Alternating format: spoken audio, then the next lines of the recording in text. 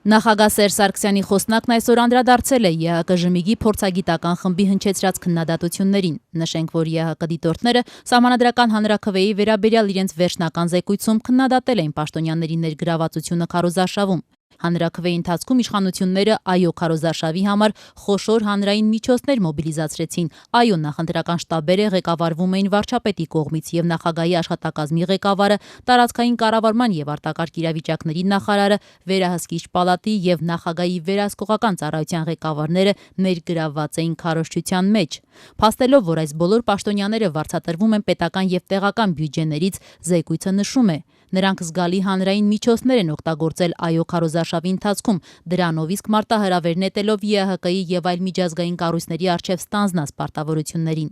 Նախագահ Սերժ Սարգսյանի խոսնակ Վլադիմիր Հակոբյանը պատասխանելով ազատության հարցին նշել է.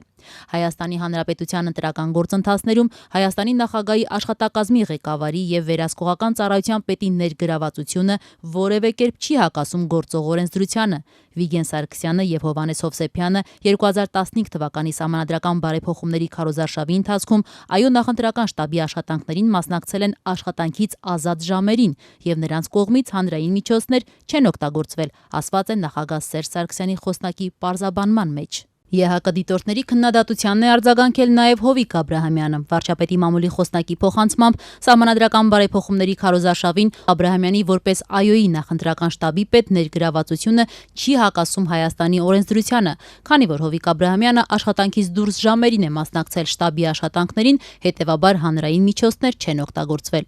Նշենք, որ ԵՀԿ-ԺՄԻԳ-ի փորձագիտական խումբը մտահոգություն է հայտնել նաև իշխող հանրապետական կուսակցության փոխնախագահ Արմեն Աշոտյանի քարոզարշավի ընթացքում հեռարձակված եռանկյունի հաղորդաշարի կապակցությամբ։ Զեկույցը ընդգծում է, որ հաղորդումը վարել է կրթության նախարար Արմեն Աշոտյանը, ով հանրապետականի փոխնախագահն է եւ ԱՅՈ-ի շտաբի անդամ։ Թեև նման պրակտիկան արգելված չէ օրենքով, սակայն այն ստեղծել է շահերի բախման ընկալում եւ կասկածի տակ է դրել հանրային հեռուստաալիքի անկողմնակալությունը, ասված է զեկույցում։ Մինչդեռ Արմեն Աշոտյանը պնդում է, եթե ԵՀԿ-ԺՄԻԳ-ի դիտորդները համբերությամբ հետևեին քարոզարշավի ընթացքում հեռարձակված բոլոր հաղորդումներին, ապա կտեսնեին, որ անկողմնակալության խնդիր չկա։ Մի կողմից ուրախալի է, որ դիտորդական առաքելությունը խնդիրների շարքում նման փոքր դրամաչափի ենթադրական բնույթի խնդիրներ է թվարկել, մյուս կողմից իհարկե պետք է չհամաձայնել այս պնդման հետ, որի իրական աղբյուրը կարծում եմ տեղական որոշ կազմակերպությունների ոչ այդքան օբյեկտիվ գնահատականն էր հաղորդաշարին։ Եվ երկրորդ հանգամանքը նա էր, որ այն քաղաքական ուժը, որ ամենաշատն էր դժգոհ հաղորդաշարից խոսքը ՀԱԿ-ի մասին է, մասնակցեց հաղորդումներից մեկին, նվիրված են Սահմանադրական հանրաքվեին եւ որքանով կարող եք դատել ինքներդ եթերից, բավականաչափ գոհ մնաց օբյեկտիվ եւ անաչառ լուսաբանումից։ Կարծում եմ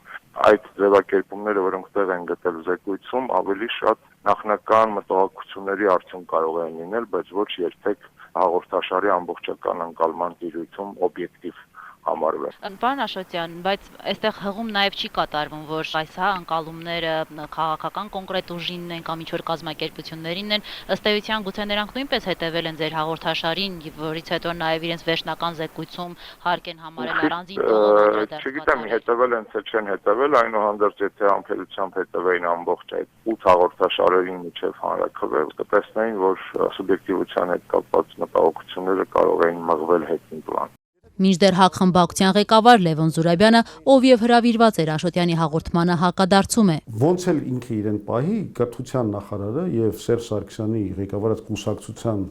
կուսակցական գծով փոխնախագահը չի կարող վարել հաղորդում հանրային հեռուստատեսությունում, որովհետեւ անգամ իր դեմքը արդեն իր արկայությունը, իր դեմքի արկայությունը այդ հաղորդման մեջ արդեն օբյեկտիվության բոլոր